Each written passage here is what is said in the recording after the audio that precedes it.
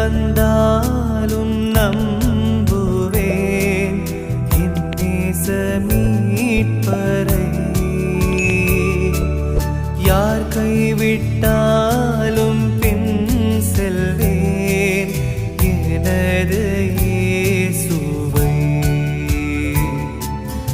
அகல ஆழ உயரமாய் எவ்வளவு அன்பு கூர்ந்தார். என்ன துன்பங்கள் வந்தாலும் அவர் என்னை கைவிட மாட்டார்.